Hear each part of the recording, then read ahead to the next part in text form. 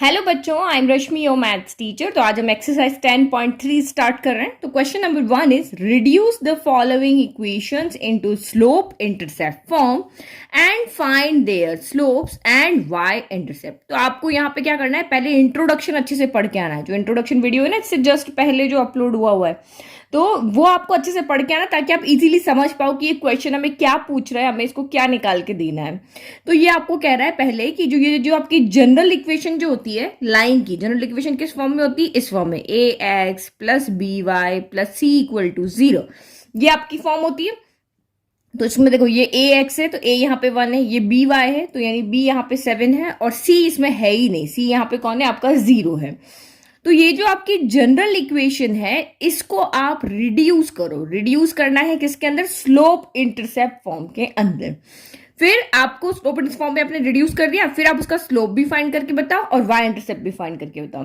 तो slope intercept form में हमारे पास दो फॉर्मूला था, एक वाई इंटरसेप्ट वाला, एक एक्स इंटरसेप्ट वाला। वाई इंटरसेप्ट वाला कौन सा था हमारे पास formula, y equal to m x plus c था, और एक्स इंटरसेप्ट वाला फॉर्मूला कहता है y equal to m x minus d था।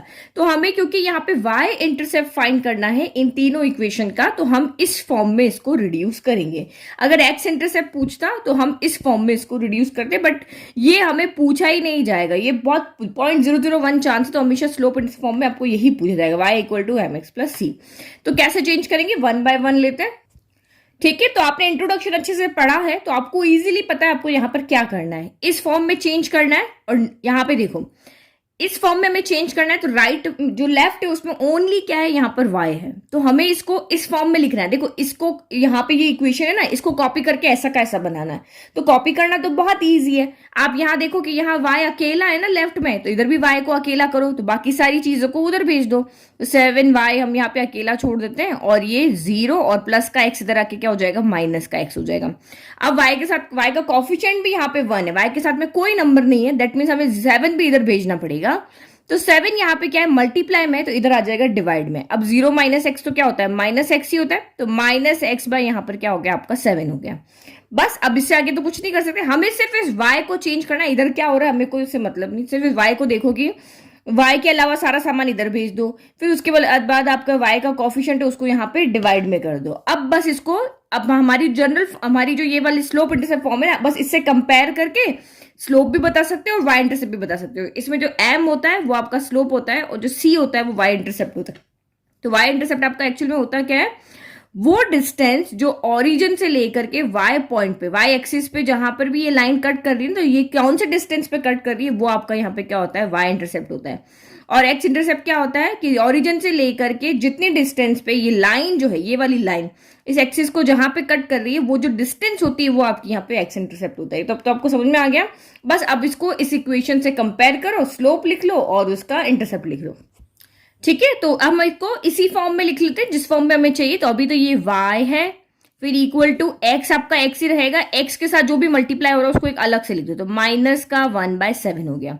और c तो हमारे पास है नहीं, तो c को हम यहाँ पे क्या कर देते हैं, 0 कर देते हैं। तो अब इक्वेशन देखो, ये वाली इक्वेशन इस फॉर्म में हो गई, y equal to m x plus c हो गई। तो ये तो समझाने के लिए, जिसको सीधा का सीधा पता चल रहा है वो यहीं से लिख सकता है। तो जब हमने इस इक्वेशन को हमारी स्लोप वाली इक्वेशन से कंपेयर किया, तो हमें यहाँ पे मिल गया, हमारा स्लोप यहाँ पे कौन है, माइनस का 1/7 है, और हमारा यहाँ पे इंटरसेप्ट कौन है, तो c जो है वो हमारा इंटरसेप्ट है, यानी कि वो यहाँ पे 0 है।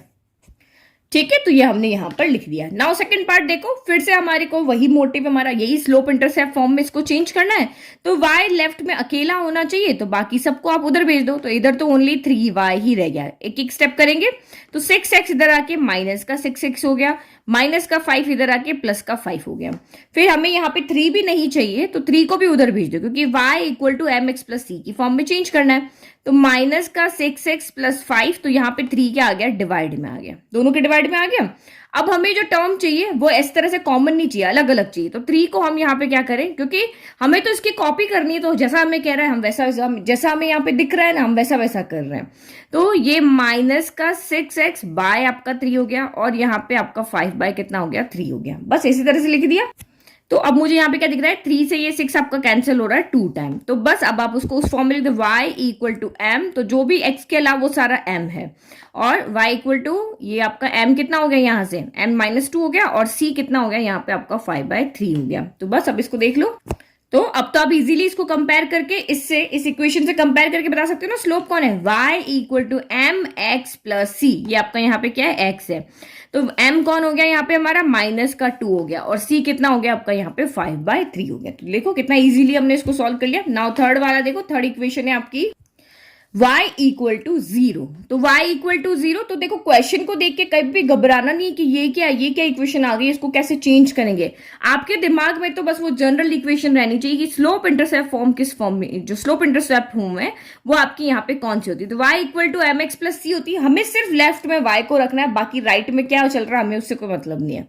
तो इसको बस ऐसे रखा। अब y इक्वल टू, हमारे पास यहाँ पे x की टर्म है ही नहीं है, तो x की टर्म तो हम बना सकते हैं, 0 इंटू एक्स बना सकते हैं, ये बना सकते हैं 0 इंटू एक्स, तो क्या होगा आपका 0 होगा। c भी आपकी यहाँ पे नहीं है, तो हम यहाँ पे उसकी जगह 0 रख देते हैं, क्योंकि आप इसको जब सॉल्व करोगे तो आपका आंसर वैसे भी क्या आने वाला है, 0 आने वाला है। तो बस इसको मैंने इस तरह से लिख दिया। अब आप यहाँ पे कंपेयर कर लो, तो यहाँ पे x का कॉफिशिएंट कौन होता है, स्लोप होता है, m होता है, तो ये आपका यहाँ पे m कितना आ रहा है, 0 आ रहा है। और c कौन है, जो आपका इंटरसेप्ट होता है, तो वो भी आपका यहाँ पे कितना आ रहा है, 0 आ रहा है। बस हमने इक्वेशन को ही तो चेंज किया, कुछ किया तो नहीं नया ना। तो ऐसे ही आपको यहाँ पर भी कर देना है। तो स्लोप तो हम लिख लेंगे, x के मल्टीप्लाई का स्लोप यहाँ पे हो गया 0, और जो यहाँ पे फाइंड इंटरसेप्ट हो गया वो भी कितना हो गया, 0। तो ये हमारी इक्वेशन बन गई, यानी कि ये इक्वेशन को हमने स्लोप इंटरसेप्ट फॉर्म में यहाँ पर लिख दिया। जो नहीं है बस उसको 0 से मल्टीप्लाई करके लिख दो। तो x तो आपका वेरिएबल है, तो ये तो आपका यहाँ 0 नहीं होगा, इसके कॉफिशिएंट यहाँ पे आप 0 रख सकते हो। फिर यहाँ पे c की जगह पे हम 0 रख दिया, और हमने इसको, क्योंकि आपको क्वेश्चन में क्या कहा है, आप जो भी यहाँ पे इक्वेशन दी है उसको स्लोप इंटरसेप्ट फॉर्म में लिखो। अगर ये क्वेश्चन होता है तो 1 मार्क इसका होगा, 1 मार्क इसका होगा, और 1 मार्क इसका होगा। तो तीनों चीज आपको लिखनी है। तो ये हमारी स्लोप इंटरसेप्ट फॉर्म हो गई, y equal to m x plus c. यहां पर भी ये रही y equal to m x plus c, और ये थर्ड में यहां पर भी हमने लिख दी y equal to m x plus c हो गया। तो और उसके बाद में आपको सबका स्लोप पूछा था वो भी लिख दिया, और y इंटरसेप्ट पूछा था वो भी हमने लिख दिया। Now question number 2।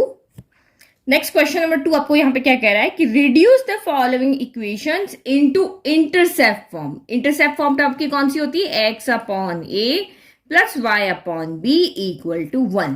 फिर उसके बाद इस फॉर्म में तो पहले इस इक्वेशन को लिखो, then find their intercepts on the axis. उसके बाद इसके इंटरसेप्ट्स कौन होते हैं, a होता है और एक b होता है। अभी मैंने आपको समझाया था ना कि ये जो लाइन है वो x के साथ कितने डिस्टेंस पे यहाँ कट कर रही है, ये जो लाइन है y एक्सिस के साथ कितने डिस्टेंस, ओरिजिन से कितने डिस्टेंस पे कट कर रही है, यही हमारे इंटरसेप्ट होते हैं। ये a हो गया x वाला, ये b हो गया। तो आपको यहाँ पे a और b की वैल्यू फाइंड करके बतानी है कि भाई a कितना है और b कितना है। तो ये यहाँ पे भी 3 चीज हो गई, एक इंटरसेप्ट फॉर्म में लिखना है, और उसके बाद देयर इंटरसेप्ट कौन कौन से, यानी a कौन है और b कौन है। तो 3 चीज यहाँ भी हमें निकाल के बतानी है। तो जब मैंने आपको इंट्रोडक्शन पढ़ाया था तो ये a और b निकालने का मैंने सिंपल सा आपको तरीका बताया था। देखो फॉर्मूले के, मैंने देखो आपको ये बताया था कि अगर आपको फॉर्मूला नहीं याद है कि जो a होता है, a का मतलब क्या होता है, x इंटरसेप्ट, इसको निकालना है। ये हमारी जनरल इक्वेशन हमें दी हुई है, बस ये वाली फॉर्म। ये a 3 है, b आपका 2 है, c आपका -12 है। तो कैसे इसको चेंज करना है वो भी मैंने आपको एक्सप्लेन किया। और सीधा आपको अगर फॉर्मूला याद है कि जो x इंटरसेप्ट होता है वो माइनस का c by capital a, c by a होता है, और जो हमारा यहाँ पे b होता है वो माइनस का c बाय b होता है। c माइनस का c बाय a माइनस का c बाय b होता है। तो अगर आपको यहाँ पे ये फॉर्मूला याद है कि a x इंटरसेप्ट में निकालने का माइनस का c बाई होता है और y इंटरसेप्ट निकालने का माइनस का c बाई b होता है, तो आप डायरेक्ट यहाँ पे निकाल के कैलकुलेट कर लो, a और b कैलकुलेट करके यहाँ रख दो। ये हो गया आपका फर्स्ट फॉर्म, यानी कि इंटरसेप्ट फॉर्म हो गया, और यहाँ पे a और b आप कैलकुलेट कर ही चुके हो। ये 3 चीजें तो आपको यहाँ पे पूछी है, तो आप चाहो तो यहाँ पे इस फॉर्मूला से भी कर सकते हो अगर आपको याद है, और नहीं याद है तो फिर आपको जो प्रोसीजर समझाया था उससे आप यहाँ पे कर सकते हो। तो ये हमारी इक्वेशन होती है x upon a plus y upon b equal to 1। क्योंकि अगर हमें फॉर्मूला याद है ना तो 1 सेकंड नहीं लगता सॉल्व करने में। यहाँ देखो आपको यहाँ पे a चाहिए ना, a यहाँ पे क्या होता है, माइनस का c बाई a होता है, b यहाँ पे क्या होता है, माइनस का c बाई b होता है। क्योंकि अभी हमारा पेपर जो है ना वो ऑब्जेक्टिव होने वाला है, तो जितना शॉर्ट तरीके याद रखोगे उतना बढ़िया। तो यहां से अगर मैं इसको जनरल इक्वेशन से कंपेयर करूं, ये जनरल इक्वेशन है। तो ए यहाँ पे कौन है मेरा 3 है, बी यहाँ पे कौन है मेरा 2 है, और सी कौन है मेरा माइनस का 12 है।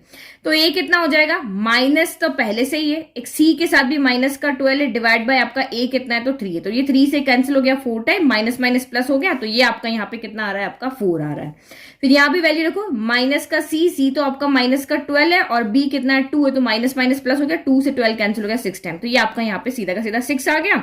ए की वैल्यू आ गई, यहाँ रख दो, बी की वैल्यू आ गई, यहाँ रख दो, और ये हमारी यहाँ पे क्या हो गई, इंटरसेप्ट फॉर्म हो गई, x/4 प्लस आपका यहाँ पे y/6 इक्वल टू आपका ये 1 हो गया। ये हमारी इंटरसेप्ट फॉर्म इजीली हमने यहाँ पर निकाल ली। अब जिसको ये नहीं समझ, यहाँ पे फॉर्मूलाज नहीं याद है, वो भी इसको कर सकता है। तो बस आप यहाँ पे इंटरसेप्ट फॉर्म को देखो, बस वो याद होनी चाहिए आपको। ठीक है, तो ये हमारी इंटरसेप्ट फॉर्म है। अब इसको इसके जैसा लिखना है, इसके जैसा लिखना है तो बस कंपेयर करते रहो। देखो इसने यहाँ पे क्या बोला है कि लेफ्ट में x की टर्म होनी चाहिए, y की टर्म होनी चाहिए, और कुछ नहीं होना चाहिए। तो यहाँ पे अगर हम इसको देखें तो यहाँ x की टर्म भी है, y की टर्म भी है, और कांस्टेंट भी है। तो कांस्टेंट को भाई उधर भेजना पड़ेगा, क्योंकि हमारी जो हमारा जिसके जैसा हमें लिखना है वो उसके लेफ्ट में सिर्फ 2 ही टर्म है, x है और y है, तो इसके भी लेफ्ट में x और y ही होना चाहिए। तो ये लिखा 3x plus 2y equal to आपका माइनस का 12 इधर आके प्लस का 12 हो गया। तो ये तो अभी हमने दो, इसके लेफ्ट में 2 थी तो 2 बना दिया। अब ये हमें यहाँ पे देखते हैं राइट में, तो राइट में ये कह रहा है भाई 12 नहीं है मेरे राइट में, तो 1 होना चाहिए। तो 1 कैसे बना है, अगर मैं 12 को उधर लेके जाती हूँ तो ये तो फिर से नेगेटिव हो जाएगा, तो प्लस माइनस में तो ये नहीं जा सकता। तो अब इसको प्लस माइनस में नहीं जाता, तो एक ही ऑप्शन है, या तो डिवाइड में जाएगा, मल्टीप्लाई में करके डिवाइड में ही जाएगा ना। तो मैंने इसके मल्टीप्लाई में 1 लिख दिया, कोई फर्क नहीं पड़ा। अब ये इसके क्या चला गया, डिवाइड में चला गया, x प्लस 2y इधर चला गया डिवाइड में, और इधर बच गया मेरा यहाँ पे 1 बच गया। इसी तरह से जाएगा तभी तो 1 बचेगा। तो चलो हम राइट तो लेकर के आ गए, अब लेफ्ट को सॉल्व करते हैं। तो ये जो कह रहा है x की टर्म अलग है, y की टर्म अलग है, इस फॉर्म में नहीं है, तो इसका मतलब 12 को अब इसके साथ भी अलग लिख दो, और 12 को हम यहाँ पे इसके साथ भी अलग लिख देते हैं। ठीक है, अब ये सॉल्व हो रहा है। 3 के टेबल में 12 कितनी टाइम आ रहा है, 4 टाइम आ रहा है। 2 के टेबल में 12 कितनी टाइम आ रहा है, 6 टाइम आ रहा है।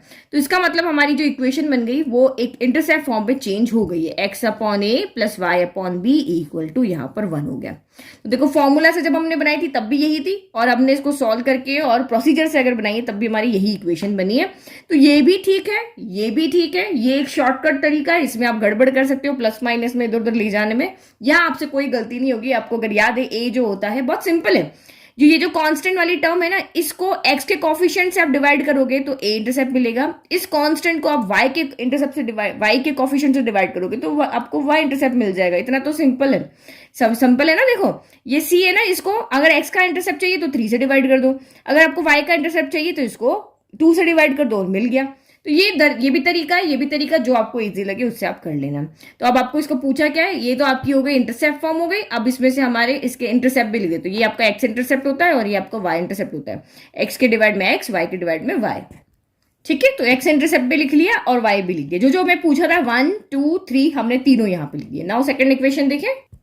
तो आपको एग्जाम में अगर एक क्वेश्चन आता है तो इसी तरीके से आपको यहाँ पर लिखना है, ऐसे ही आपको लाइंस लिखनी है। अब मैं यहाँ पे सिंपली सॉल्व कर दूंगी। अब इसको आप अगेन इंटरसेप्ट फॉर्म में चेंज करो, तो यहाँ पे तो 12 इस तरफ था, अब यहाँ पे आपका 6 डायरेक्ट ही इस तरफ है। तो यहाँ पे जो हमारी जनरल इक्वेशन थी ये वाली है, यानी कि इसकी इंटरसेप्ट फॉर्म वाली। तो यहाँ पे सिर्फ x और y होना चाहिए, तो यहाँ पहले से ही x और y है, और जो आपकी कांस्टेंट टर्म है वो वैसे ही राइट में। अब यहाँ पे क्या होना चाहिए, जो आपका राइट टर्म है उसमें ओनली 1 होना चाहिए। तो मैं इसको यहाँ पे अभी से 1 से मल्टीप्लाई कर देती हूँ, ताकि ये 6 को मैं उधर भेज सकूँ। 6 को उधर भेजेंगे तो यहाँ पे भी तो कुछ बचना चाहिए ना, तो ये मैंने इसको इधर भेज दिया। तो 4x माइनस 3y अपॉन का 6 हो गया इक्वल टू ये हो गया 1। अब यहाँ पे ये सेपरेट सेपरेट चाहिए, कॉमन में नहीं चाहिए। अभी तो 6 दोनों का यहाँ पे एलसीएम फॉर्म में ना, तो एलसीएम फॉर्म में नहीं चाहिए। तो 4x बाय 6 हो गया माइनस 3y ओवर आपका 6 हो गया इक्वल टू 1 हो गया। क्या ये हो गया हमारा इंटरसेप्ट फॉर्म में चेंज? अभी नहीं हुआ। क्यों? क्योंकि x और y के यहाँ मल्टीप्लाई में कुछ भी नहीं है, ऊपर x अकेला ऊपर y अकेला, तो यहाँ भी x और y आपके क्या होने चाहिए, अकेले होने चाहिए। तो पहले जो कैंसिल हो रहा है वो तो कर ले। देखो 3 के टेबल में 6 कितने टाइम आ रहा है, 2 टाइम आ रहा है। 2 के टेबल में 4 आ रहा है 2 टाइम, और ये 6 आ रहा है आपका 3 टाइम। तो यानी कि अभी आपका बचा क्या, यहाँ पे 2x बाय 3 बचा है, माइनस का y बाय आपका यहाँ पे 2 बचा है इक्वल टू 1। तो y तो हमारा यहाँ पे अकेला हो गया, x अभी अकेला नहीं है। तो 2 यहाँ पे क्या है, मल्टीप्लाई में, तो इसके क्या आ जाएगा, डिवाइड बन जाएगा। यानी ये जो नीचे से 3 है ना, ये 3 बाय क्या हो जाएगा आपका 2 बन जाएगा। तो या फिर आप इसको ऐसे भी समझ सकते हो, देखो यहाँ समझाती हूँ। ये 2/3 इंटू एक्स है। तो जब हम इसको डिवाइड में लेके जाएंगे, एक्स के इसको डिवाइड में लेकर के जाएंगे, तो ये 2/3 क्या हो जाएगा, 3/2 हो जाएगा। और अगर इसको मल्टीप्लाई में लेकर के जाएंगे इस साइन को, तो एक्स आ जाएगा और ये 3/2 आपका 2/3 हो जाएगा। समझ में आ गया ना। अब तो हम कितनी बार 9 से पढ़ते हुए आ रहे हैं ये वाली चीजें। तो ये मैंने यहाँ पे एक्स को भी अकेला कर दिया, इसके डिनोमिनेटर में कर दिया, 3/2 हो गया। फिर माइनस का y/2 हो गया और इक्वल टू 1। तो क्या ये अब हमारी उस फॉर्म में चेंज हो गया, इंटरसेप्ट फॉर्म में। तो x अपॉन a हमें मिल गया, y अपॉन b हमें मिल गया, 1 का हमें 1 मिल गया, लेकिन अभी साइन नहीं मिला है। यहाँ साइन क्या है, प्लस है, यहाँ साइन क्या है, माइनस है। तो माइनस यहाँ पे नहीं होना चाहिए, तो ये माइनस हम इसको दे देते हैं। माइनस हम किसको दे देते हैं, इसको दे देते हैं, क्योंकि ये जो आपके ये जो नीचे इंटरसेप्ट है, ये तो प्लस माइनस हो सकते हैं, किसी भी साइड में हो सकते हैं। तो ये x/3/2 हो गया, हमने यहाँ पे प्लस कर दिया, y ऊपर पॉजिटिव होना चाहिए, तो ये आपका यहाँ पे माइनस का 2 कर दिया, इक्वल में 1 हो गया। तो ये अब हमारी हो गई है प्रॉपर इंटरसेप्ट फॉर्म। अब हम इजीली यहां से x और y इंटरसेप्ट देख सकते हैं। तो x इंटरसेप्ट आपका यहां से कितना हो गया, 3/2, और y इंटरसेप्ट कितना हो गया, -2। तो समझ में आ गया। बीच में साइन को भी आपको देखना है, साइन को नहीं भूल जाना है, तो साइन को भी आपको यहाँ पर हटाना है। अब अगर हम लेकर आते तो देखो प्लस माइनस फिर से क्या हो जाएगा, माइनस हो जाएगा। तो ये माइनस हमेशा हमें किसको देना है, जो नीचे नंबर है उनको देना है, एक्स और वाई को यहाँ पर नहीं देना है। नाउ थर्ड पार्ट देखो इसका। थर्ड पार्ट आपका क्या है, 3y+2 इक्वल टू 0। तो मतलब इसमें x है ही नहीं, x आपको कहीं नहीं दिख रहा ना। तो ये हमारी जो इक्वेशन है इसमें ओनली क्या है, y है। तो आपको ये तो पता ही है ना कि जब सिर्फ एक ही वेरिएबल यहाँ पे होता है तो ये आपकी मीन्स कि यहाँ पे ओनली y ही है ना, तो ये x एक्सिस के पैरेलल आपकी लाइन बनेगी। ये तो मैंने आपको बताया ही था ना। ये वाली देखो, अगर आपको y की वैल्यू यहाँ पे दी हुई है, लेट की आपका जो यहाँ पे कोई भी वैल्यू जैसे y = 2 है, तो ये लाइन हमेशा क्या होती है, x एक्सिस की क्या होती है, पैरेलल होती है ना। तो ये तो सिर्फ मैं आपको समझाने के लिए बता रही हूँ, ये क्वेश्चन से इसका कोई मतलब नहीं है। तो क्वेश्चन में x नहीं है तो देखकर कहीं भी नहीं घबराना है। आपका जो प्रोसीजर आपको पता है, आप बस वही करते जाओ। हमारा प्रोसीजर सबसे पहले क्या होता है कि इधर x और y की टर्म ही होनी चाहिए, लेफ्ट में और कुछ नहीं होना चाहिए। तो x की टर्म तो है नहीं, तो ओनली y की रखेंगे और कांस्टेंट को हम इधर भेज देंगे। तो ये यहाँ पे आपका क्या हो जाएगा, 3y = क्या हो जाएगा, -2 हो जाएगा। अब इक्वल में हमें क्या बनाना होता है, 1 बनाना होता है ना। तो बस इस जो 1 लेकर आना है उसको यहाँ 1 से मल्टीप्लाई कर दो और इसको हम उधर भेज देते हैं। तो ये कितना हो गया आपका, 3y/-2 इक्वल में आपका यहाँ पे क्या हो गया, 1 हो गया। अब y हमारा क्या होना चाहिए, y अकेला होना चाहिए, जो भी नंबर है वो डिनोमिनेटर में होने चाहिए। तो बस कुछ नहीं है ना, ये 3 मल्टीप्लाई में तो डिवाइड में चला जाएगा। तो ये y/-2 बाय क्या हो जाएगा, 3 = 1। तो इस इक्वेशन से हमें क्या मिल रहा है, ओनली क्या मिल रहा है, हमें यहाँ पे y इंटरसेप्ट मिल रहा है। x तो यहाँ है ही नहीं, तो मिलेगा कैसे। तो हमने यहाँ पे सिंपली जो प्रोसीजर में पढ़ा था वो हमने कर लिया और यहाँ से हमने y इंटरसेप्ट मिल गया। अब x नहीं मिला, तो ये तो हमारी इंटरसेप्ट फॉर्म होगी। जो एक पार्ट हमारा क्वेश्चन का था वो हो गया।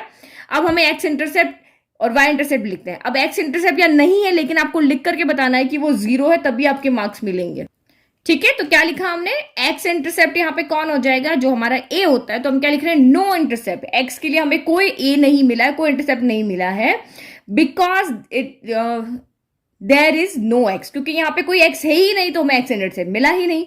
और y इंटरसेप्ट हमें मिल गया, -2/3 इसके डिवाइड में था। तो आप यहाँ पे देखो, मैंने आपको पहले ही कहा था कि अगर सिर्फ यहाँ पे 1 वेरिएबल है, ये 1 वेरिएबल है ना, तो ये जो लाइन बनेगी आप जब इसको सॉल्व करोगे तो ये 3y = -2 हो गया और y = कितना हो गया, -2/3 हो गया। तो ये -2/3 यानी यहाँ पे कुछ आपको पॉइंट मिलेगा, बिल्कुल 1 से भी कम मिलेगा डिवाइड करोगे। तो ये लाइन जो होगी वो आपकी x एक्सिस के पैरेलल होगी। जब ये आपकी x एक्सिस के पैरेलल, तो हमें सिर्फ y इंटरसेप्ट ही तो मिलेगा, x तो मिलेगा ही नहीं ना। x तो तब मिलेगा जब ये लाइन इस तरह से कट करेगी, जब x एक्सिस को कट करेगी तभी तो हमें x इंटरसेप्ट मिलेगा। तो ये जब कभी x एक्सिस को कट करेगी ही नहीं तो हमें x इंटरसेप्ट मिलेगा ही नहीं। नाउ थर्ड देखो, नाउ थर्ड इज सबसे इंपॉर्टेंट क्वेश्चन है जो एग्जाम में आपको बार बार पूछा जाता है। क्या पूछा जाता है, reduce the following equation into normal form. कि इस इक्वेशन को जो आपको यहाँ पे दी हुई है उसको नॉर्मल फॉर्म में चेंज करो। तो नॉर्मल फॉर्म में आपकी इक्वेशन क्या होती है, x cos omega plus y sin omega = आपका p होता है। तो भूले तो नहीं हो ना ये क्या होता है, कहाँ ये p कौन होता है, sin cos कहाँ से आया, कि फिर से एक को रिवाइज करवाऊं। चलो जो भूल गए वो भी ठीक है, जो नहीं भूले उन दोनों का रिवाइज हो जाएगा। तो नॉर्मल फॉर्म, नॉर्मल का मतलब क्या होता है, लेंथ ऑफ, ये लाइन आपकी जा रही है तो हम वहां पे क्या करते, इस लाइन की इक्वेशन बना रहे थे जिसमें हमें लाइन ने कंडीशन दी हुई थी कि ओरिजिन से इस लाइन के ऊपर एक परपेंडिकुलर यहाँ पे ड्रॉ किया हुआ है और एक्स एक्सिस के साथ पॉजिटिव डायरेक्शन में ये ओमेगा एंगल बना रही होती है। तो हमें यहाँ पे पी दिया होता है, परपेंडिकुलर डिस्टेंस दी होती है, और ओमेगा मतलब ये कितने डिग्री का एंगल बना रही होती है वो दिया होता है। तो हम नॉर्मल फॉर्म में यहाँ पे वैल्यू पुट करके और इसको जनरल फॉर्म में हम लिख लेते, जनरल इक्वेशन बनाते थे ना, वहां पे 10.2 की बात कर रहे हैं।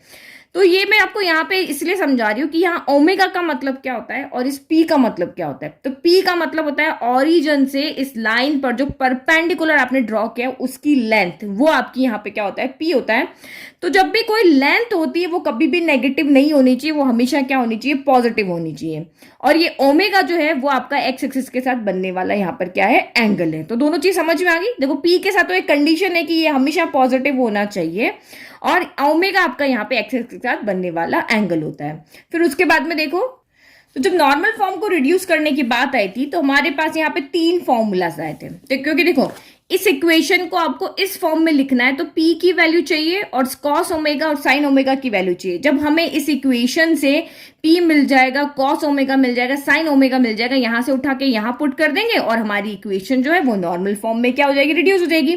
तो अब P cos ओमेगा और sin ओमेगा हम लेकर कैसे आए, तो ये 3 फॉर्मूला हमने वहां पर बनाए थे। ये देखो पूरा का पूरा मैंने यहाँ पे सॉल्व करके बताया था ना, ये normal form, reduce this equation into normal form, यही तो हमारा क्वेश्चन है। तो ये पूरा का पूरा मैंने यहाँ पे सॉल्व किया था। तो ये हमारी P की वैल्यू आई थी, तो ये यहाँ पे लिख दो। P की वैल्यू क्या होती है, plus minus C upon C। यहाँ पे क्या होता है, जो जनरल इक्वेशन है उसकी कांस्टेंट जो होता है वो C होता है, और A और B क्या होता है, X का कोफिशिएंट होता है, Y का कोफिशिएंट होता है। तो P इक्वल टू क्या होता है, plus minus C upon in root of A square plus B square. Cos omega होता है आपका प्लस माइनस A अपॉन, देखो X का कोफिशिएंट है ना, तो यहाँ पे कॉस ओमेगा है वो नॉर्मल फॉर्म में x का कॉफिशिएंट है। यहाँ पे देखो फिर से बताती हूँ, यहाँ x का कॉफिशिएंट कौन है, जो भी होता है उसको हम a कहते हैं। यहाँ x का कॉफिशिएंट cos ओमेगा है। जब हम cos ओमेगा को लेकर के आ रहे हैं तो x के कॉफिशिएंट में किससे डिवाइड कर रहे हैं, under root of a square plus b square से। जब हम sin ओमेगा लेकर के आ रहे हैं तो y के कॉफिशिएंट को, ये भी y का कॉफिशिएंट, ये भी y का कॉफिशिएंट है, तो y के कॉफिशिएंट को under root of a square plus b square से डिवाइड कर रहे हैं। तीनों ही यहाँ पे क्या होते हैं, आपके प्लस माइनस होते हैं। तो p में भी under root of a square plus b square है, cos के अंदर भी under root of a square plus b square है, और sin के अंदर भी under root of a square plus b square है। तो ये तो हमारा सीधा का सीधा फॉर्मूला हो गया। बट इस फॉर्मूले से जब आप यहाँ पे सॉल्व करोगे तो प्लस, देखो यहां से भी 2 वैल्यू है, यहां से भी 2 वैल्यू, यहां से भी 2 वैल्यू, क्योंकि प्लस माइनस है ना, तो ये बड़ा कंफ्यूजन रहेगा कहां पे कौन सी वैल्यू लेनी है, प्लस की लेनी है, माइनस की लेनी है, क्यों क्या करना है। तो आपको जो प्रोसीजर अभी समझा रहे हैं ना उसको आप बहुत ध्यान से समझना। एक बार में समझ में नहीं आता तो वीडियो को पीछे करके वापस देखना और ढंग से समझना। ये प्रोसीजर अगर आपको समझ में आ गया ना तो प्लस माइनस की कहीं पर भी कोई गड़बड़ आपकी यहां पर नहीं होगी। ठीक है, तो एक बात और समझ लो, ये जो ओमेगा होगा ना ये एक ही होगा। मतलब आप जब जनरल इक्वेशन लिखोगे तो ये ओमेगा यहाँ पे क्या होना चाहिए, एक ही एंगल होना चाहिए। ये 30 है तो ये भी 30 होगा, ये 60 है तो ये भी 60 होगा, ये 50 है तो ये भी 50 होगा। तो जब आपके यहाँ पे अलग अलग आ रहे होंगे ना तो हम उनको एक करेंगे। तो ये चीज आप हमेशा ध्यान रखना कि ओमेगा, क्योंकि ये ओमेगा है, ये थीटा ले लो, कुछ भी ले लो, तो ये हमेशा यहाँ पर सेम होंगे, दोनों अलग अलग नहीं होंगे।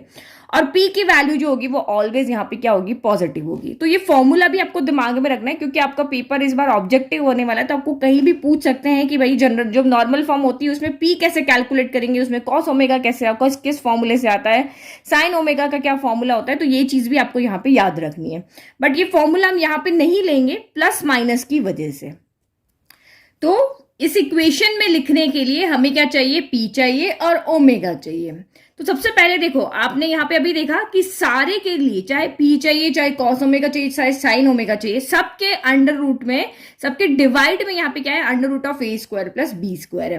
तो सबसे पहले हम यहीं से आइडिया लगा रहे हैं कि हम यहाँ पे क्या कर लेते हैं। देखो एक बार आप देख लोगे ना फिर आपको प्रोसीजर याद हो जाएगा। ये टर्म आई कहाँ से, वो अभी मैं सीधा कर दूंगी तो समझ में नहीं आएगा। तो वो टर्म आई है इस फॉर्मूले से कि under root of a square plus b square c के डिवाइड में भी है, a के डिवाइड में भी है, b के डिवाइड में भी है। तो हम under root of a square plus b square पहले कैलकुलेट कर लेते हैं। तो जब मैं इसको जनरल इक्वेशन से, जो हमारी स्ट्रेट लाइन की जनरल इक्वेशन है ax plus by plus c equal to 0 से कंपेयर करती हूँ, तो यहाँ पर a कौन है, a आपका 1 है, x का कोफिशिएंट है ना, और b कौन है, b यहाँ पे आपके माइनस का √3 है, और c कौन है, यहाँ पर आपका 8 है। तो under root of a square plus b square यहाँ पे क्या हो जाएगा, under root of a square plus b square हो जाएगा, 1 का स्क्वायर प्लस माइनस √3 का स्क्वायर हो जाएगा। तो 1 का स्क्वायर तो 1 ही होता है, प्लस आपका प्लस ही रहा, माइनस का स्क्वायर प्लस होता है और √3 का स्क्वायर आपका यहाँ पे 3 होता है, क्योंकि किसी भी इरेशनल नंबर का स्क्वायर करो तो वही नंबर आता है ना जो अंदर रूट के अंदर है। तो ये हो गया आपका 1 + 3 आपका 4 हो जाता है और √4 आपका यहाँ पे क्या हो जाता है 2 हो जाता है। √4 क्या हो जाता है 2 हो जाता है, क्योंकि 2 का स्क्वायर हो जाएगा, ये 2 × 2 हो गया, पैरिंग हो गई तो ये रूट से यहाँ पे क्या आ जाएगा बाहर आ जाएगा। तो ये हमने √(a² + b² यहाँ पर लेकर आ गए। अब आप यहाँ पे देखो, अब जो इक्वेशन हमें बनानी है ना, अब हम उसको लेकर के चलेंगे। तो ये जो इक्वेशन हमें यहाँ पे बनानी है, इसको आप यहाँ पे देखो x cos ω + y sin ω, p जो होता है वो राइट साइड में होता है। p कहाँ पे होता है, राइट साइड में होता है। तो हमारा भी जो यहाँ पे इसके अंदर जो कांस्टेंट टर्म है, यानी कि यहीं से तो हमें मिलेगा, ये यहां से हमें cos ω इसके मल्टीप्लाई में आएगा, y के मल्टीप्लाई में sin ω आएगा, और जो कांस्टेंट टर्म है वो इधर जाएगी, उसी से हमें यहाँ पे क्या मिलेगा p मिलेगा। तो क्योंकि हमारा जो p है वो राइट साइड में होना चाहिए, तो यहां से हम हमारे लेफ्ट में ओनली x और y वाली टर्म है, तो इधर इसके भी लेफ्ट में ओनली x और y ही रहेंगे, क्योंकि हमें इसको बनाना है इसके जैसा। ठीक है, तुम जैसे हमारे पेरेंट्स नहीं बोलते ये देखो कितने अच्छे नंबर लेकर आती है, तुम भी उसके जैसे बनो, तो बस ये भी अच्छे नंबर लाती है। ये लाइन की इक्वेशन इसको इस फॉर्म में लिखना है, तो भाई इसके x और y लेफ्ट में है तो इसके भी x और y ही लेफ्ट में होने चाहिए। तो नाउ हम अगेन इस इक्वेशन को लेकर के चलते हैं। तो x - √3y = प्लस का 8 उधर गया, तो ये माइनस का यहाँ पर 8 हो गया। तो ये क्या हो गया, यहां से आपको मिल गया, ये जो हमारी इक्वेशन इस फॉर्म में बन गई, यानी कि ये हमें p मिल गया। तो p मिल गया है, तो p तो मैंने आपको क्या कहा था, ऑलवेज क्या होना चाहिए, पॉजिटिव होना चाहिए। आपको पता है ये सारा तामझाम यहाँ पे हम कर क्यों रहे हैं, ये प्लस माइनस इधर क्यों ले जा रहे हैं, क्योंकि यहाँ पे p के आगे भी प्लस माइनस है, cos के आगे प्लस माइनस है, sin के आगे प्लस माइनस है, तो कौन सा लेंगे, प्लस लेंगे या माइनस लेंगे, वो यहीं से डिसाइड होगा। तो कोई कंफ्यूजन आपको यहाँ पे नहीं रहेगा, इसीलिए हम ये फॉर्मूला नहीं ले रहे, क्योंकि यहाँ पे जब आपने फॉर्मूला लिख दोगे तो आपको पता ही नहीं चलेगा कि हम यहाँ पे प्लस वाली वैल्यू लेंगे या माइनस वाली। तो इसीलिए ये p जो होगा वो डिसाइड कर देगा कि यहाँ पे कौन सी वैल्यू cos और sin में कौन सी वैल्यू, यहाँ पे कौन सा एंगल आना चाहिए। तो p हमेशा हमारा पॉजिटिव होता है, क्योंकि ये एक डिस्टेंस होती है, बट ये तो हमारा नेगेटिव आ रहा है। अब ये आपका नेगेटिव आ रहा है तो आपको इसको क्या करना पड़ेगा, पॉजिटिव करना पड़ेगा। कैसे पॉजिटिव करेंगे, दोनों साइड में नेगेटिव साइन का क्या कर देंगे, मल्टीप्लाई कर देंगे। तो ये मैंने माइनस का मल्टीप्लाई इधर भी कर दिया, देखो जो काम लेफ्ट में करो ना वो काम राइट में भी करना है, और इधर भी माइनस कर दिया, क्योंकि एक माइनस को प्लस बनाने के लिए एक और माइनस चाहिए, तो इधर इधर दोनों तरफ हमने मल्टीप्लाई कर दिया।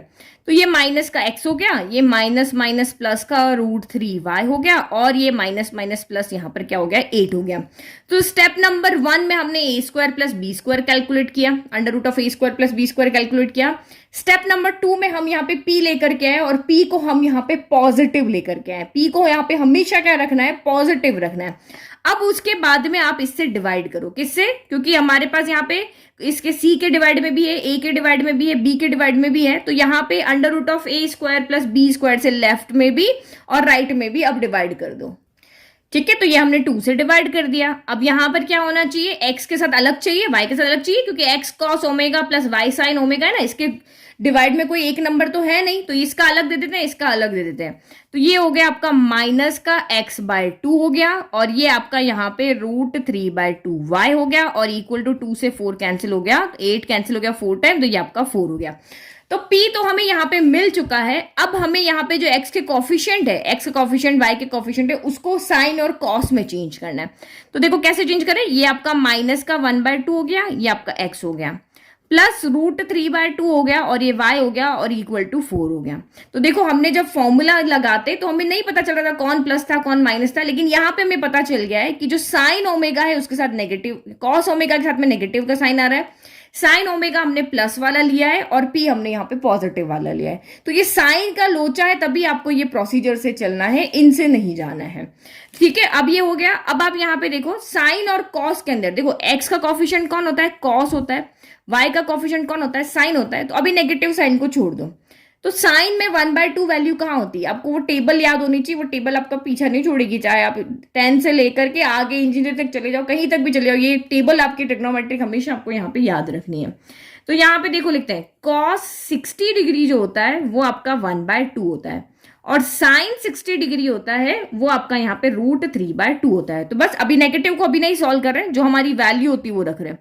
तो माइनस का यहाँ पे हमने देखो x हमारा पहले होता है ना, x को पहले लिख लेते हैं। तो ये हो गया माइनस का cos 60 डिग्री, और यहाँ पे हो गया y और ये हो गया आपका साइन 60 डिग्री इक्वल टू आपका 4 हो गया। तो बस हमने जो कहा था भाई हमारा ओमेगा जो है वो दोनों सेम आना चाहिए, तो वो तो हमारा सेम आ रहा है। यहाँ पर भी थी जो एंगल है 60, यहाँ भी एंगल 60 है। बट बताओ क्या ये अभी उस फॉर्म में चेंज हो गई जो हमें चाहिए? x cos omega plus y sine omega equal to p हो तो गई है? नहीं हुई है, क्योंकि ये नेगेटिव साइन हमारा यहाँ पर नहीं आता है। कहीं पे भी आपको दिख रहा है कि cos ओमेगा नेगेटिव है या साइन कहीं पर नेगेटिव है? नहीं होता ना। तो अब हमें इस नेगेटिव को हटाना पड़ेगा। तो नेगेटिव को हटाने के लिए हम जाएंगे ट्रिग्नोमेट्री वाले चैप्टर में, क्वाड्रेंट वाले, ये वाला। कौन से क्वाड्रेंट में कौन पॉजिटिव होता है? तो ऑल स्कूल टू कॉलेज, ऐसे याद किया ना। यहाँ पे सारे, ऑल मतलब सारे पॉजिटिव होते हैं। यहाँ पे आपका साइन पॉजिटिव होता है और कॉसिक पॉजिटिव होता है। यहाँ पे टेन पॉजिटिव होता है और कॉट पॉजिटिव होता है। यहाँ कॉस और सेक पॉजिटिव होता है, ये दोनों पॉजिटिव होते हैं। तो अब आपको वो क्वाड्रेंट चूज करके लाना है जिसमें कॉस तो नेगेटिव हो लेकिन साइन पॉजिटिव हो। तो ये देखो, ये वाला जो हमारा सेकंड वाला क्वाड्रेंट है, इसमें साइन तो पॉजिटिव है लेकिन कॉस यहाँ पे नेगेटिव है। कॉस 90 प्लस थीटा करोगे तो आपका माइनस का कॉस थीटा आएगा। कॉस यहाँ पे 180 माइनस थीटा करोगे तो माइनस का कॉस थीटा आएगा। तो ये वाला क्वाड्रेंट मेरा बिल्कुल सही है, क्योंकि यहां पर मैं अगर कुछ भी करती हूं एंगल के अंदर, 90 प्लस करूं 180 माइनस करूं, हमेशा साइन पॉजिटिव आएगा इस वाले क्वाड्रेंट में। देखो यहाँ पे, ठीक है। तो ये देखो मैंने यहाँ पे लिख दिया कि इस एक्सिस पे साइन 90 प्लस थीटा क्या होता है? कॉस थीटा होता है। इस क्वाड्रेंट में साइन पॉजिटिव है तो इसकी वैल्यू भी यहाँ पे क्या होगी? पॉजिटिव। इस क्वाड्रेंट में आपका कॉस नेगेटिव होता है तो इसकी जो आंसर होगा वो भी आपका नेगेटिव। तो कॉस 90 प्लस थीटा माइनस का साइन थीटा होता है, और साइन 180 माइनस थीटा, तो साइन का साइन रहता है, कॉस का कॉस रहता है, और यहाँ पे साइन कॉस में चेंज होता है, कॉस साइन में चेंज हो जाता है। तो ये साइन 180 माइनस थीटा आपका साइन थीटा होता है, कॉस 180 माइनस थीटा माइनस का कॉस थीटा होता है। तो हमें तो ऐसी ही वैल्यू चाहिए ना, साइन पॉजिटिव हो, कॉस आपका नेगेटिव हो। तो जब हमारे राइट हमें यहाँ पे मिल रहे हैं, देखो थीटा आपका 60 है, तो माइनस कोस को हम ये लिख देंगे और प्लस के साइन को हम ये लिख देंगे। बस यही चीज यहाँ पे समझने की थी।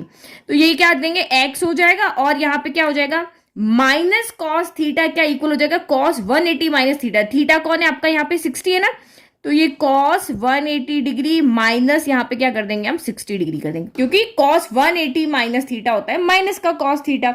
बस ये चीज आपको यहाँ पे ध्यान होनी चाहिए। और वाई साइन थीटा क्या होता है? Sine 180 minus theta sine theta होता है। तो इस साइन थीटा की जगह पे हम यहाँ पे क्या रखते हैं? साइन 180 डिग्री माइनस थीटा कितना है? 60 डिग्री।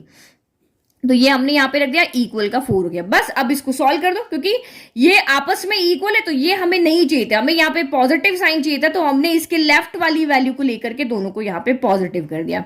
तो ये हो गया आपका एक्स कॉस 180 में से 60 गया तो 120 डिग्री हो गया, प्लस y साइन 180 में से 60 गया तो यहां भी 120 डिग्री हो गया, इक्वल टू 4। तो जो भी आप इसके लिए करोगे वो सेम टू सेम आपको इसके लिए भी करना पड़ेगा, क्योंकि मैंने आपको कहा था कि जो एंगल होता है वो सेम होता है। यहां एंगल सेम थे, अगर ये नेगेटिव साइन नहीं होता तो कोई बात नहीं थी, लेकिन इस नेगेटिव साइन को हटाने के लिए अगर मुझे यहाँ पे कोई प्रोसीजर करना पड़ रहा है तो सेम का सेम प्रोसीजर वो हम इसके लिए भी करेंगे, क्योंकि एंगल हमारे यहाँ पे क्या होने चाहिए? सेम होने चाहिए। तो तभी ये क्वेश्चन बहुत इंपॉर्टेंट है, क्योंकि इसमें 2-3 चीजों का आपको यहाँ पर ध्यान रखना है, क्योंकि सबके साथ प्लस माइनस है। तो सबसे पहले हमने under root of A square plus B square calculate किया, फिर उसके बाद में हमने देखा पी हमारा राइट में होता है तो हम उसको राइट में लेकर गए, लेकिन पी हमारी डिस्टेंस है वो पॉजिटिव होती है, तो पॉजिटिव है तो कुछ नहीं करना है, पॉजिटिव नहीं है तो नेगेटिव का दोनों तरफ मल्टीप्लाई करके हमने 8 को यहाँ पे पॉजिटिव कर दिया। 8 को पॉजिटिव करते ही फिर उसके बाद में आपने under root of A square plus B square से उसको डिवाइड कर दिया। हम डिवाइड क्यों कर रहे हैं यहाँ पर?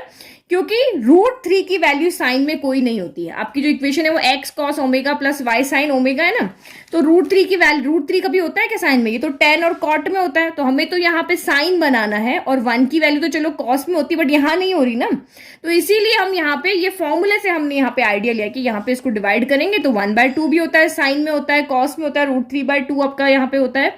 बस वैल्यू रख दी, फिर से यहाँ पे एक यहाँ गड़बड़ हो गई कि नेगेटिव साइन आ रहा, तो नेगेटिव साइन की वजह से हमने फिर से चेंज किया। अब हमारी ये तामझाम सब कुछ कर कुरा के अब ये हमारी नॉर्मल फॉर्म में, ये इक्वेशन जो हमें दी हुई थी ये वाली, वो अब हमारी नॉर्मल फॉर्म में क्या हो गई? ये चेंज हो गई। अब ये चेंज हो गई ना, अब आप यहाँ पे इसमें आप देख सकते हो कि क्या क्या चीज हमें दी हुई है। तो पहला आपको यहाँ पे क्या पूछा है? Find their perpendicular distances from the origin. मैंने आपको कहा था ना कि आपको यहाँ P फाइंड करना है, and angle between perpendicular and the positive x axis, तो ये आपका ओमेगा होता है। अभी मैंने आपको समझाया था कि परपेंडिकुलर डिस्टेंस और जो होती है वो हमारी लेंथ होती है, ये देखो, ये हमारी ये क्या हो गई, परपेंडिकुलर डिस्टेंस P, और ये एंगल हमारा यहाँ पे हो गया ओमेगा। तो हमें P और ओमेगा यहाँ पे निकाल के बताना था। तो P आपका यहाँ पे कौन है, जनरल, इसको नॉर्मल फॉर्म से कंपेयर करो तो P यहाँ पर आपका 4 आ रहा है एंड ओमेगा यहाँ पे आपका 120 डिग्री आ रहा है, अगर हम इसको इस इक्वेशन से कंपेयर करें तो ठीक है। ये इंपॉर्टेंट क्वेश्चन था, तो मैंने आपको बहुत अच्छे से टाइम लगा करके समझाया। थोड़ी थोड़ी स्टेप्स आप आपके दिमाग में रख लो कि ये 8 जो भी यहाँ पे कांस्टेंट टर्म है वो राइट में पॉजिटिव होनी चाहिए। A square plus B square calculate करके डिवाइड करना है, उसके बाद में जो वैल्यू आएगी, एक्स के कोफिशिएंट वाई के कोफिशिएंट आएंगे, उनको एंगल की फॉर्म में चेंज करना है। दोनों एंगल सेम होने चाहिए, सेम प्लस साइन के साथ यहाँ पर होने चाहिए। तो यहाँ प्लस का साइन नहीं था, इसलिए हमने इसको फिर से चेंज करके और लेकर के आए। नाउ नेक्स्ट देखो, तो क्वेश्चन नंबर 2 आपका यहाँ पे है y माइनस 2 इक्वल टू 0। तो आप इसमें देखो, यहाँ पे x का कॉफिशिएंट है ही नहीं, तो देखो यहाँ पे हम इसको x के कॉफिशिएंट को लिखेंगे। क्यों लिखेंगे, क्योंकि यहाँ पे जो 0 है ना वो साइन कॉस में वैल्यू होती है। तो 0 into x plus Y minus 2 equal to 0। तो ये हमने इसको जनरल फॉर्म के जैसे यहां पर लिख दिया कि a x plus b y plus c equal to 0 की फॉर्म में लिख दिया। अब इसको आपको फिर से क्या करना है, नॉर्मल फॉर्म में यहां पर चेंज करना है। तो वही अब हम देखें, यहाँ ए कौन है, ए आपका यहां पर 0 एक्स का कॉफिशिएंट, बी कौन है तो वो y का कॉफिशिएंट है 1, और c कौन है तो वो आपका यहाँ पर अभी कितना है, माइनस का 2 है। ठीक है, तो फर्स्ट स्टेप हमारी क्या होती है, under root of A square plus B square calculate करो। तो under root of A square कितना हो गया, 0 का स्क्वायर प्लस 1 का स्क्वायर। तो 0 का स्क्वायर तो 0 ही हुआ, 1 का स्क्वायर 1 ही हुआ, तो अंडर रूट ऑफ ये 1 का स्क्वायर हो गया, तो ये 1 आ गया। अब 1 से तो किसी इक्वेशन को क्या ही डिवाइड करना, वही रहेगी ना। तो यहाँ पे अब आपको डिवाइड वाली स्टेप करने की जरूरत ही नहीं। जब यहाँ पे कोई वैल्यू आएगी ना, जैसे √2 √3 √4 इस तरह से कुछ आएगा, तो हम डिवाइड करेंगे, क्योंकि 1 से मैं इसको डिवाइड करूं यही रहेगी। तो ये शॉर्ट तरीका है समझने का। अब हम यहाँ पे नेक्स्ट स्टेप में क्या लेकर के आते हैं, पहले P लेकर के आते हैं। P हमारा राइट साइड में होता है, पॉजिटिव होता है, तो ये भी हमें यहाँ पे डायरेक्ट मिल जाएगा। देखो 0 into x plus y equal to 2 हो गया। तो हमें पहले से ये पॉजिटिव मिल गया, तो पॉजिटिव मिल गया, तो हमारी यहाँ पे क्या हो गया, हमें माइनस का मल्टीप्लाई यहाँ पे करना नहीं पड़ा। और ये आपका 1 आ रहा है, तो अब इसको भी आपको डिवाइड करने की जरूरत नहीं है, हम सीधा का सीधा यहाँ पर लिख सकते हैं 0, x into 1 into y equal to आपका 2 हो गया। ठीक है, तो ये तो मैंने यहाँ पे कैलकुलेट करके देख लिया, 1 आ गया, यहाँ पे डिवाइड करूंगी तब भी वही आने वाला है, इसलिए छोड़ दिया। अब यहाँ पे देखो x के कोफिशिएंट में cos होता है, तो cos में वैल्यू 0 कहां पर होती है, वो वैल्यू आप यहाँ पे सीधा का सीधा यहाँ पे रख दो। तो हमें यहाँ पर पता है कि cos 90 डिग्री जो होता है वो आपका 0 होता है, और y और साइन में 1 की वैल्यू कहां होती है, तो साइन 90 डिग्री होता है वो आपका यहाँ पर 1 होता है। पता है ना, देखो एंगल भी सेम आ रहे हैं, cos 9 इस 0 की जगह, क्योंकि हमें तो इसको नॉर्मल फॉर्म में चेंज करना है, तो P तो हमें मिल गया। अब x के कॉफिशिएंट को cos में चेंज करो, y के कॉफिशिएंट को साइन में चेंज करो, तो इनकी तो वैल्यू हमें सीधी सीधी यहाँ पे मिल रही है। और हमारा under root of A square plus B square 1 आ रहा है, तो हमने सीधा यहाँ पे कर दिया, एक स्टेप को यहाँ पे स्किप कर दिया। तो ये आपका सीधा का सीधा लिख दो, यहाँ पे हो जाएगा cos x पहले आता है, फिर x cos अल्फा होता है ना, तो x cos 90 डिग्री प्लस 1 की जगह पे ये y हो गया, इस 1 की जगह पे मैंने लिखा साइन 90 डिग्री और इक्वल टू आपका 2 हो गया। बस देखो कितना सिंपल हमारा सॉल्व हो गया। पहले वाले क्वेश्चन में सारी स्टेप्स थी जो हमें इस क्वेश्चन के लिए करनी होती है, लेकिन यहां पर हमारी बहुत सारी स्टेप्स स्किप हो गई। पहला डिवाइड करने वाली स्किप चली गई, फिर यहाँ माइनस का मल्टीप्लाई किया वो नहीं किया, तो क्वेश्चन देखो 1 मिनट में हमारा यहाँ पर क्या हो गया, सॉल्व हो गया। बस अब इसको जनरल इक्वेशन से कंपेयर करके देखो, तो हियर P कितना हो रहा है आपका 2 आ रहा है, P 2 आ रहा है, और ओमेगा की जगह पे यहाँ पे कौन है 90, तो ओमेगा आपका यहाँ पे क्या हो गया 90 डिग्री हो गया। बस यही दो चीज तो हमें यहाँ पे फाइंड करके दिखानी थी, तो ये हमने यहाँ पर कर ली इजीली।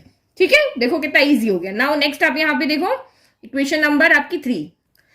तो नेक्स्ट इक्वेशन है x minus y equal to 4। तो सबसे पहला पार्ट वही a आपका कौन होता है, नॉर्मल फॉर्म में हमें लिखना है, वही हमारी x cos omega plus y sine omega equal to p, इस फॉर्म में लिखना है। हाँ तो देखो p आपका पहले से ही इधर है और पॉजिटिव है, तो हमारी 2 स्टेप यहाँ पे और कम हो गई, इससे इधर लाने वाली, माइनस से मल्टीप्लाई करने वाली। ठीक है, तो जब जो जिस चीज की जरूरत है उसको लेकर के आएंगे, फालतू में सारी स्टेप्स हमें नहीं लिखना है। a कौन है, x का कॉफिशिएंट 1 है, b कौन है, y का कॉफिशिएंट -1 है, क्योंकि हमारी जनरल इक्वेशन क्या होती है ax plus b y plus c equal to 0, तो y यहाँ पे माइनस का 1 हो जाएगा। नाउ अब फर्स्ट स्टेप यहाँ पे करो, under root of A square plus B square करो, तो यहाँ पे ये 1 का स्क्वायर हो गया और यहाँ पे ये -1 का स्क्वायर हो गया। तो 1 का स्क्वायर 1 ही रहा, माइनस स्क्वायर का 1 यहाँ पे 1 हो गया। तो ये आपका यहाँ पे √2 आ गया। अब √2 आया तो अब हमें डिवाइड करना पड़ेगा। यहाँ पे 1 आया था तो हमने तो डिवाइड भी नहीं किया, यहाँ तो बहुत सारी स्टेप हम खा गए थे, तो क्योंकि जरूरत ही नहीं पड़ी करने की, बट यहाँ पे अब हमें करना पड़ेगा। नाउ अब हमारी इक्वेशन, हमारा नेक्स्ट पार्ट यहाँ पे क्या होता है, p को पॉजिटिव बनाना। तो वो तो हमें यहाँ पे पहले से ही दिया हुआ है, p आपको यहाँ पे पहले से ही पॉजिटिव है। फिर थर्ड स्टेप क्या होती है, जो आप √a² + b² लेकर आए हो उसको आप तीनों को डिवाइड करो। इसको भी करना है, इसको भी करना है, इसको भी करना है। तो यानी कि थर्ड स्टेप हमारा होता है √2 से लेफ्ट और राइट में डिवाइड करो। ठीक है, तो बोथ साइड में हम डिवाइड कर रहे हैं, तो इधर लेफ्ट में भी करते हैं। x - y बाय आपका √2 हो गया, इधर आपका 4/√2 हो गया। तो अब इसी फॉर्म में लाने के लिए √2 को सेपरेट कर ले, राइट में हम जितना सॉल्व कर सकते हैं उतना सॉल्व कर लेते हैं। तो ये आपका x/√2 हो गया, फिर आपका यहाँ पे ये माइनस है ना, तो -y/√2 हो गया, और इक्वल टू 4 को यहाँ पे क्या लिख सकते हैं, देखो 4 को मैं यहाँ पे 2 × 2 लिख सकती हूँ, 2 × 2 लिख सकती हूँ। और इस 2 को मैं, देखो मुझे √2 डिनोमिनेटर से हटाना है, आपको नहीं समझ में आ रहा तो ऊपर नीचे √2 से क्या कर सकते हो, मल्टीप्लाई कर सकते हो। तो मैं यहाँ पे, क्योंकि जब भी हम आंसर देते हैं तो डिनोमिनेटर में रूट कभी भी नहीं रखते हैं, तो मैं यहाँ पे इसको क्या कर देती हूँ, √2 से ऊपर इसको, यहाँ पे देखो आप फिर कंफ्यूज जाओगे, मैं इसको 4 ही रख लेती हूँ। यहाँ पे 4/√2 है ना, तो बस इसमें डिनोमिनेटर को रूट हटाने के लिए हम रैशनलाइज करते, तो वो मैं यहाँ पे रैशनलाइज कर देती हूँ। अब यहाँ पे x का कोफिशिएंट जो होता है वो cos ओमेगा होता है, तो x के मल्टीप्लाई में कौन है, यहाँ पे 1/√2 है। तो ये हो गया। फिर यहाँ पे नेगेटिव साइन नहीं होता है, यहाँ पे क्या होता है, पॉजिटिव साइन होता है, तो ये नेगेटिव साइन भी हम इसको दे देंगे। तो ये y हो गया, ये माइनस का 1/ यहाँ पे √2 आ गया। अब माइनस आ गया तो लोचा हो गया, फिर से हमें वही सारा ट्रिग्नोमेट्री के पास जाना पड़ेगा, क्योंकि एक पॉजिटिव आ रहा है, एक नेगेटिव यहाँ पे आ रहा है। फिर यहाँ पे देखो √2 × √2 क्या हो गया, तो ऊपर तो 4√2 हो गया और नीचे √2 × √2 आपका 2 हो गया, 2 से ये 4 कैंसिल हो गया, तो ऊपर 2√2 बच गया। अब आप यहाँ पे देखो, ये तो हमारा सॉल्व हो गया, p तो हमें मिल गया यहाँ से 2√2। अब इनको एंगल में चेंज करो, तो फिर से आप यहाँ पे देखो 1/√2 किसकी वैल्यू होती है, कॉस और साइन में किसकी वैल्यू होती है, तो आपको यहाँ पे देखो साइन 45 डिग्री भी आपका 1/√2 होता है, और कॉस 45 डिग्री भी आपका 1/ यहाँ पर क्या होता है, √2 होता है। तो एक बार तो यही लिख रहे हैं, तो ये आपका यहाँ पे हो गया x cos 45 degree plus y minus का साइन है, क्योंकि हमने 1/√2 की जगह वैल्यू रखी है, साइन 45 डिग्री इक्वल में आपका यहाँ पर क्या हो गया, 2√2 हो गया। तो ठीक है, अब एक पॉजिटिव आ रहा है, एक नेगेटिव आ रहा है। तो पहले क्या हो रहा था, साइन पॉजिटिव था, कॉस नेगेटिव था। अब आपको यहाँ पे कह रहा है साइन नेगेटिव है, कॉस पॉजिटिव है। तो देखो फिर से उसी पेपर के पास ही चलते, वो हमें बता देगा कौन से क्वाड्रेंट में साइन नेगेटिव होता है, कॉस पॉजिटिव होता है। ठीक है, ये रहा। तो ये देखो फोर्थ क्वाड्रेंट है, यहाँ पे साइन और कॉसेक पॉजिटिव होते हैं, यहाँ टेन और कॉट पॉजिटिव होता है, यहाँ कॉस पॉजिटिव है, तो साइन इसमें पॉजिटिव है ना, तो साइन यहाँ पर नेगेटिव होगा। अब कौन सा वाला लें, तो हम हमेशा ये 90 वाली जो एक्सिस होती है, 90 270 वाली, ये नहीं लेंगे, क्योंकि ये इसको एंगल, इसको रेशियो को ही चेंज कर दीजिए, साइन को कॉस में चेंज कर दिया, कॉस को साइन में चेंज कर दिया। तो हमेशा आप यहाँ पे ये 180 वाली जो लाइन है ना, वही आप यहाँ पे लो। तो ये आपकी यहाँ पे क्या हो जाएगा, देखो यहाँ पे क्या हो रहा था, 180 माइनस थीटा, 180 प्लस थीटा। अब यहाँ पे ये लाइन क्या होती है, 360 होती है ना, देखो यहाँ पे 0 प्लस थीटा भी होता है, और यहाँ पे क्योंकि हम फोर्थ क्वाड्रेंट की बात कर रहे हैं, तो ये आ जाएगा आपका 360 डिग्री माइनस थीटा। तो यहाँ पे क्या हो जाएगा, कॉस 360 डिग्री माइनस थीटा क्या हो जाएगा, यहाँ पे कॉस थीटा हो जाएगा, क्योंकि इस एक्सिस पे तो कॉस का कॉस ही रहेगा, साइन का साइन ही रहेगा ना, बाकी सारे इस पे चेंज नहीं होते, इस पे चेंज होते हैं। और साइन 360 डिग्री माइनस थीटा, इस क्वाड्रेंट में साइन क्या होता है, नेगेटिव होता है ना, तो ये माइनस का साइन यहाँ पे क्या हो जाएगा, थीटा आ जाएगा। तो यही चीज हमें चाहिए। तो यहाँ पे देखो जो हमारा क्वेश्चन था उसके पास चलते हैं। इस क्वाड्रेंट के अंदर कॉस मेरा पॉजिटिव आ रहा है और साइन मेरा नेगेटिव आ रहा है। ये देखो कॉस पॉजिटिव आ रहा है, साइन नेगेटिव आ रहा है, तो मैं इस कॉस की जगह पे ये वाली वैल्यू दूंगी। देखो राइट वैल्यू तो मुझे क्वेश्चन में गिवन है, थीटा की जगह मेरा 45 है, तो मैं इनकी जगह पे लेफ्ट वाली रख दूंगी, ताकि ये दोनों क्या मिल जाए, मुझे यहाँ पर पॉजिटिव मिल जाए। तो रखो अब यहाँ पे वैल्यू, तो ये हमने यहाँ पे रखा, तो ये हो गया x cos 360 degree minus theta कितना है आपका 45 डिग्री है, फिर प्लस y, और यहाँ पे क्या हो जाएगा sine 360 degree minus 45 degree equal में आपका हो गया 2√2। तो sine cos 360 minus theta plus का कॉस थीटा होता है।